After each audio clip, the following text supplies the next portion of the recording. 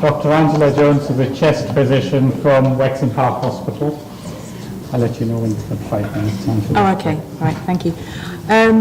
My husband often describes me as a backseat driver, a backroom lawyer, and a wannabe psychiatrist. So when I explained to him why I was going to be late home this evening, he laughed and said, "Why am I not surprised?" So my talk is going to be, "Doc, my inhalers don't work." And I hear this all the time. The first thing I think about, having been an editor before I was a doctor, is that proper English? And then the second thing I think about is this a red flag? Are they actually telling me that something else is going on? And should I be picking up on this signal? I just need to say, declared interest, I haven't received or am receiving any monies, gifts from any pharmaceutical companies. I've tried very hard, but they've not given me any money. And I'm the secondary care doctor for Richmond and Twickenham CCG. So I've had a very sort of steep learning curve when it comes to primary care quite recently. They don't normally let me out of the hospital, or my husband let me out of the kitchen for that matter. So what is the problem? Well, the data says that asthma affects between 3 to 5.5 million people in the UK. Now, it's difficult actually to know whether that's true, because this is all based on the Health Survey of England in 2001. And there were 2 questions asked over the telephone to a number of people.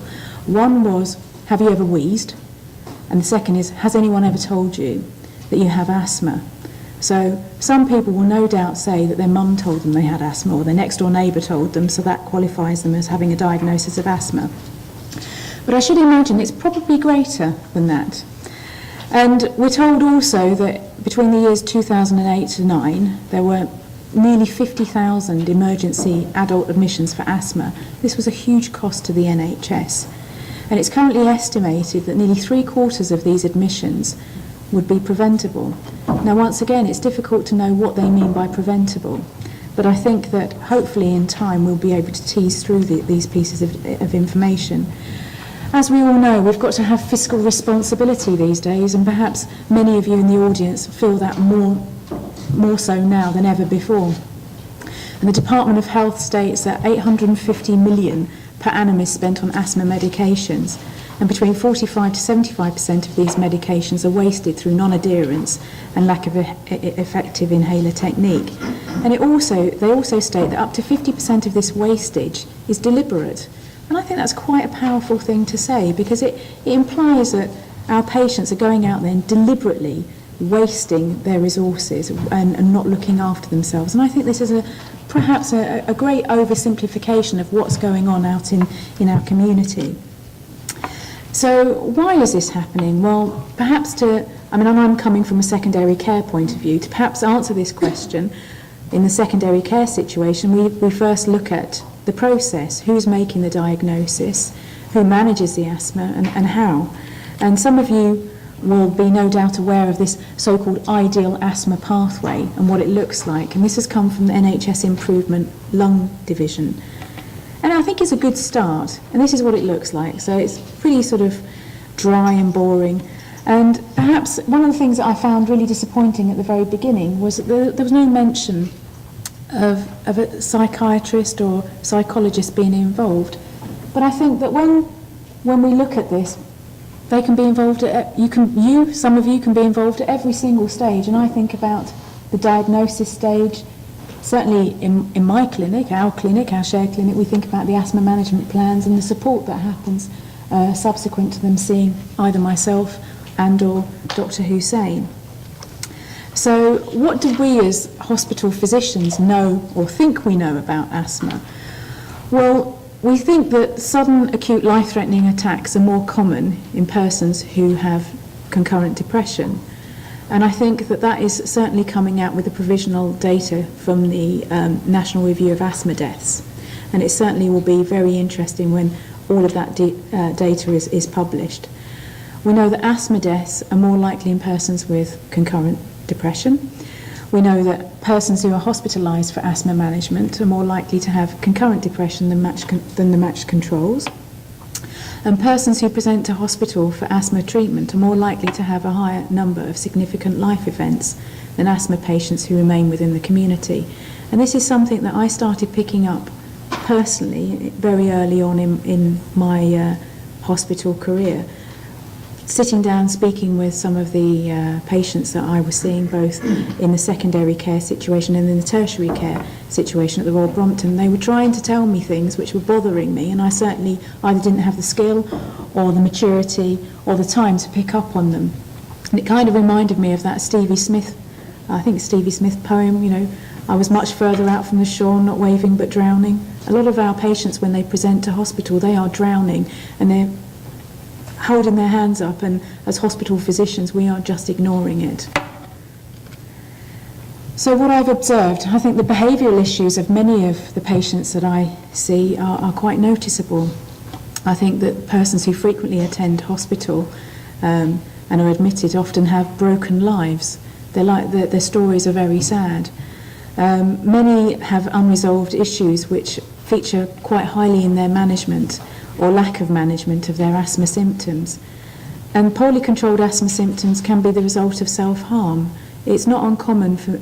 I always think of one particular woman who had gone from being 7.5 stone to being 21 stone, and she was a Cambridge graduate, and it just seemed so unusual that someone who was so highly functioning in the community would have such poorly controlled asthma and be so non-adherent with her medications. And after many, many, many months of looking after her, she told me that unfortunately there was sexual abuse within her family environment, and she felt that if she became unattractive, he would leave her alone. Poorly controlled asthma symptoms can result in gain. So we have another patient who is non-adherent with her medications because she knows that her family, to whom she's estranged from, will come to see her in intensive care. And poorly controlled asthma symptoms can result in avoidance. And I've seen a number of my patients recently who've had sexual identity issues and have not been able to explain this to their families. And therefore coming into hospital will avoid unwanted marriages and unwanted relationships that were being allegedly forced upon them.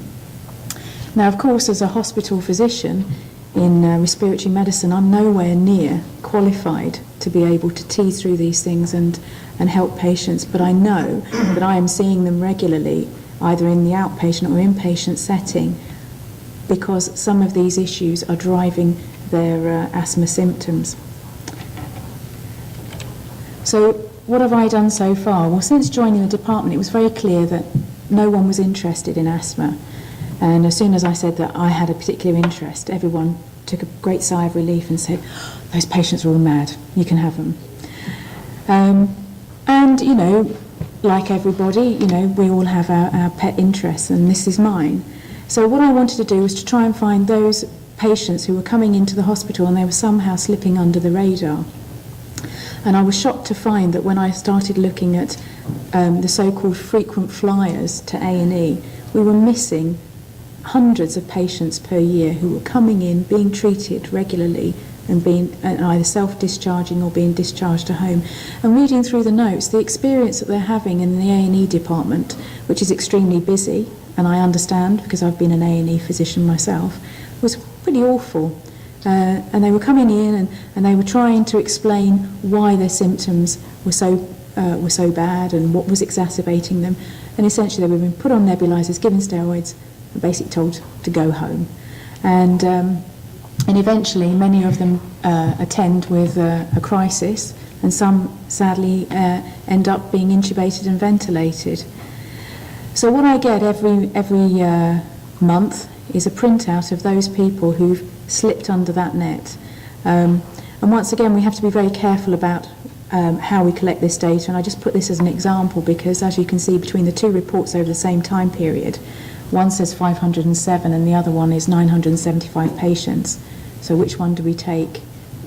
Just by asking slightly different questions of drawing out the data.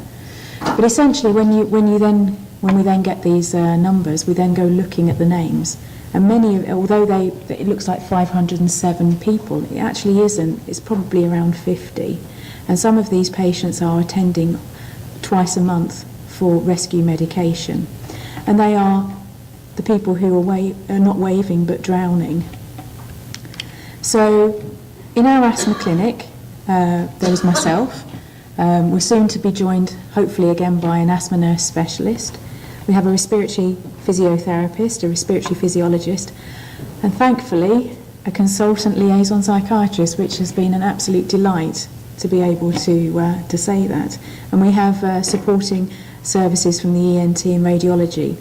And we run a once weekly clinic. Mine is on a Wednesday afternoon. Dr. Hussein's is a Wednesday morning, and we do liaise with one another. And that's at King Edward VII Hospital. Now, what do I do, my team? Well, first of all, we check the diagnosis and we make sure that there's not another medical condition which could be an explanation for why, Doc, my inhalers are not working.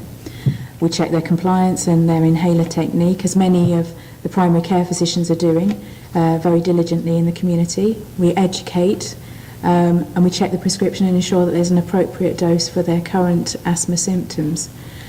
But we also try to identify patients who may require other healthcare professional input, such as from ENT for those with postnasal drip, physiotherapy for the dysventilation syndrome, as the description that we have in the respiratory world, and also for those who I think, or many of my colleagues think, would benefit from a different approach from our colleague Dr. Hussein. Now, one of the things that is very difficult to do is to undo a diagnosis. It legitimises something which is unspeakable. And it was interesting when our previous speaker was quite rightly asking that we liaise much better with each other and we educate one another and share good practice. But one of the things that I think we are absolutely dreadful at doing, and that includes hospital doctors, is demystifying psychiatry. And one of the problems that I have, and I'd be very grateful for your thoughts, is how do I introduce that concept to my patients? Because as soon as I say the word psychiatrist, the very first thing they say to me is, "I'm not mad," you know. And so people come with a remit to my clinic. I legitimise, I make it easy for them to explain to their families why they have problems within their lives. So somehow we need to re-educate ourselves, both in the hospital setting, primary care, community, and the general public. It's, you know, to take the shame, the so-called shame, out of psychiatry. I thought the adverts that were run quite recently were brilliant, where someone was worried about going up and asking someone how they'd been since they'd had mental health problems, and it was just such a normal response, "Yeah, I'm okay." And I think that's the way forward. So once you have a diagnosis of asthma in your notes, it's really difficult to undo that. And this is where also having appropriate help from other services is invaluable, to say that it's okay not to have a medical condition, to say that actually there are other issues which are troubling you, causing disproportionate symptoms. And once again, you know, as a hospital physician, I'm nowhere near trained to be able to do that. And that's why having a close liaison with my colleague Dr. Hussein has been absolutely invaluable over the last few months. So does it work? Well, the first thing is that everyone asks is it clinically effective? Well, at the moment I don't have objective evidence to give you, but subjectively I can tell you yes, it is. The number of frequent attendances by my patients has dropped dramatically. Now,